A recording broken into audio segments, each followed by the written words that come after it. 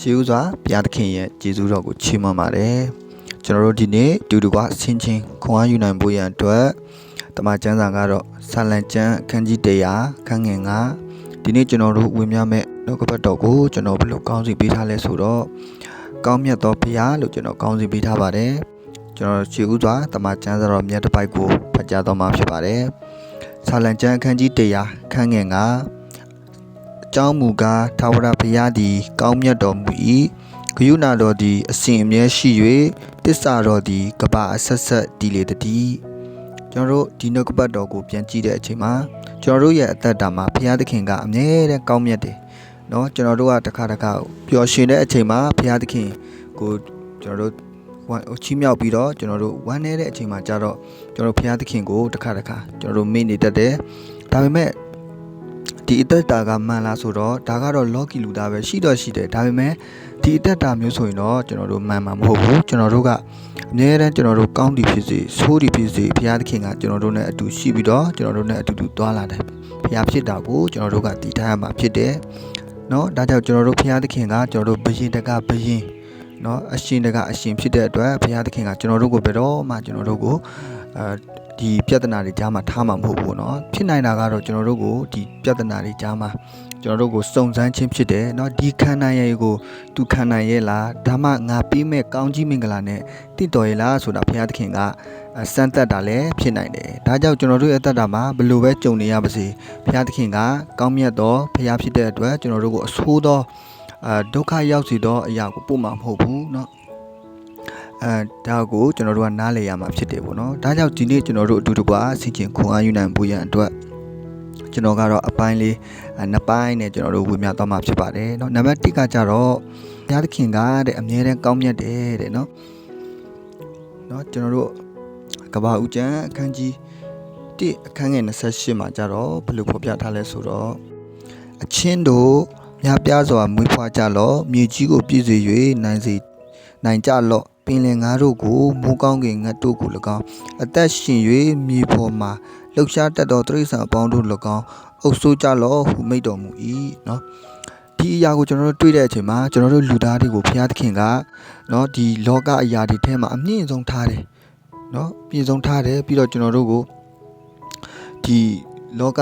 လူတွေဖြစ်စေတဲ့အတွက်ဘုရားသခင်ကိုကျွန်တော်တို့ကကျေးဇူးတင်ရမှာဖြစ်တယ်ပေါ့နော်ဘုရားသခင်ကကျွန်တော်တို့ကိုကောင်းကြီးတယ်အမြဲတမ်းပြီးတယ်နော်ကျွန်တော်တို့ဒါပေမဲ့ကျွန်တော်တို့ရဲ့အသက်တာမှာလည်းခုနကျွန်တော်ပြောခဲ့သလိုပဲပျော်ရွှင်တဲ့အချိန်မှာကျွန်တော်ဘုရားကိုတွေ့ပြီးတော့ရှာပြီးတော့ဝမ်းနည်းတဲ့အချိန်မှာဆိုကျွန်တော်တို့ကဘုရားသခင်ကိုမေ့နေတတ်တယ်ပေါ့နော်ဒါကြောင့်ဒီအရာကတော့ကျွန်တော်တို့မမှန်ဘူးအရာအလုံးကတော့ဘုရားသခင်ရဲ့ကျေးဇူးတော်တတ်လို့ကျွန်တော်တို့ကသိရမှာဖြစ်တယ်ပေါ့နော်ကျွန်တော်တို့တခါတော့ဥပမာလေးတစ်ခုပြောပြမယ်နော်တခါတော့လူတစ်ယောက်ရှိတယ်သူကတဲ့ဘုရားသခင်ကောင်းမြတ်တာကိုသူကတော့သိတယ်ဒါကြောင့်သူသွားလာတဲ့အချိန်မှာဘုရားသခင်နဲ့အတူတူသွားလာတယ်ဘုရားသခင်နဲ့အတူတူပျော်ရွှင်တဲ့အချိန်မှာဘုရားသခင်နဲ့အတူတူသွားလာတယ်ဆုတောင်းတယ်အဲ့ဒီအချိန်မှာသူကပေါ့နော်တဲမြေပြင်တစ်ခုမှာသူကရှောက်သွားတဲ့အချိန်မှာသူကအဲ့ဒီအနောက်ကိုပြန်လှည့်ကြည့်တဲ့အချိန်မှာတဲ့သူကခြေရာနှစ်ခုကိုတွေ့တယ်တဲ့နော်ခြေရာတစ်ခုကသူ့ခြေရာဖြစ်ပြီးတော့တဲ့တစ်ခုကကြတော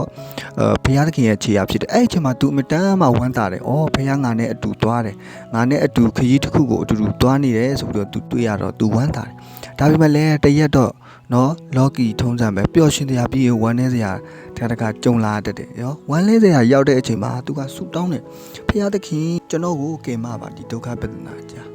ဒီဝမ်းနည်းစရာတွေကြားကကျွန်တော်ကိုကယ်မပါလို့သူကပြောတဲ့အချိန်မှာ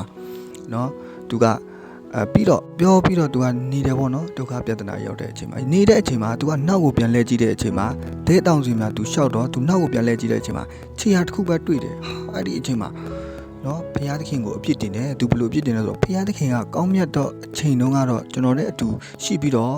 ့ကျွန်တော်အခုဒုက္ခရောက်တဲ့အချိန်မှာဘုရားသခင်မရှိပါလားဆိုပြီးတော့ဘုရားသခင်ကိုအပြစ်တင်တယ်အဲ့ချိန်မှာဘုရားသခင်ကဘာပြန်ပြောလဲဆိုတော့ဒီခြေရာတွေကတဲ့မင်းကြည့်ခဲ့တာလူတယောက်တော့ရှောက်ခဲ့တာဟုတ်တယ်တဲ့ဒါပေမဲ့ဒီရှောက်ခဲ့တဲ့ခြေရာကတဲ့မင်းခြေရာမဟုတ်ဘူးတဲ့အဲ့ဒါငါခြေရာပဲတဲ့မင်းဒုက္ခပဒနာကြုံတွေ့ရတဲ့အချိန်မှာငါကမင်းကိုပွေ့ချီပြီးတော့အဲ့ဒီဒုက္ခပဒနာသားကချီဆောင်လာတာဖြစ်တယ်ပေါ့နော်ဒါကြောင့်ဒီခြေရာကမင်းခြေရာမဟုတ်ဘူးဒ ဒါငါချီရဆိုပြီးတော့ဘုရားသခင်ကသူ့ကိုပြန်ပြောခဲ့တာကိုကျွန်တော်တို့တွေ့ရမှာဖြစ်တယ်ဒါကြောင့်ကျွန်တော်တို့အသက်တာမှာ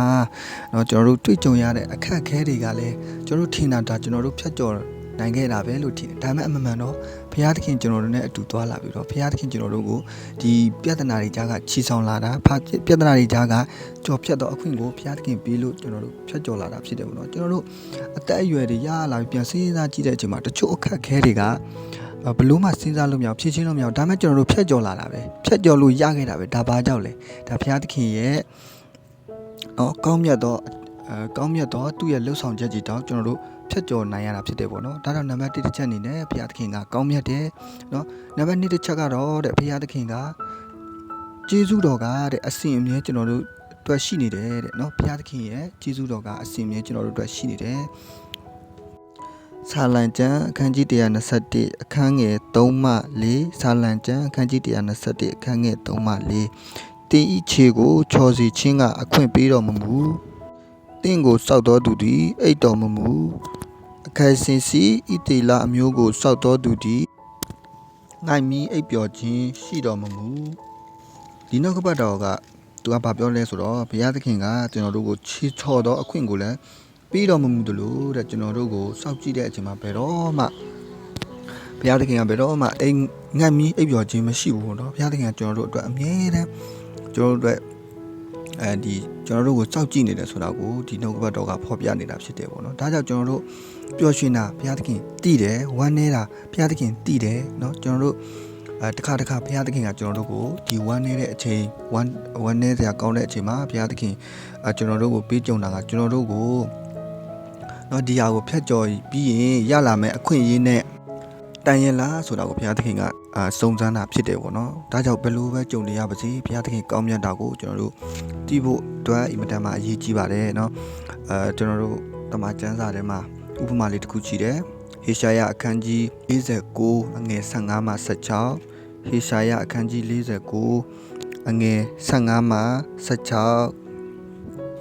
မိမသည်မိမိဖွာသောသားကိုမတနာသည့်တိုင်အောင်မိမိနှုတ်ဆိုသူငယ်ကိုမေ့လျော့နိုင်သလောအကယ်၍မေ့လျော့တော်လဲတင့်ကိုငါမမေ့လျော့ငါသည်မိမိလက်ဝါး၌တင့်ကိုထွင်းထိုးထားပြီးတင်ဤမြို့ရိုးသည်ငါရှိမှအစဉ်ရှိ၏ငါဒီတော့ကပတ်တော်ကကြတော့ဘာပြောထားလဲဆိုတော့ဖခင်သခင်ကတဲ့ကျွန်တော်တို့ကိုအမြဲတမ်းမမေ့လျော့ဘူးတဲ့ပြီးတော့ဘာဖြစ်လို့လဲသူဥပမာလေးပြီးခဲ့တယ်เนาะမိခင်တယောက်ကသူ့ရဲ့မွေးဖွားလာတဲ့သားကိုနှုတ်တိုက်ဖို့အတွက်မေ့ရင်မေ့မယ်ဒါပေမဲ့ဘုရားသခင်ကကျွန်တော်တို့ကိုဘယ်တော့မှမေ့မှာမဟုတ်ဘူးဆိုတာကိုเนาะနှုတ်ကပတ်တော်လေးကဖော်ပြတာဖြစ်တယ်ဒါကြောင့်ကျွန်တော်တို့ဘယ်လိုပဲကြုံနေပါစေကျွန်တော်တို့ဘယ်လိုပဲဖြတ်ကျော်နေရပါစေဘုရားသခင်ကကျွန်တော်တို့နဲ့အတူတူရှိတယ်ဘုရားသခင်ကကျွန်တော်တို့ကိုအမြဲတမ်းကြွယ်ကဆောင်ပါတယ်ဆိုတာကိုကျွန်တော်တို့ဖော်ပြချင်ပါတယ်เนาะဆိုတော့ဒီနေ့ကျွန်တော်အချက်နဲ့ဝင်ပြပါတယ်ဆိုတော့ကြားနာသူရောက်စီတိုင်းပေါ်မှာလည်းဘုရားသခင်ကောင်းကြီးရှိပါစေ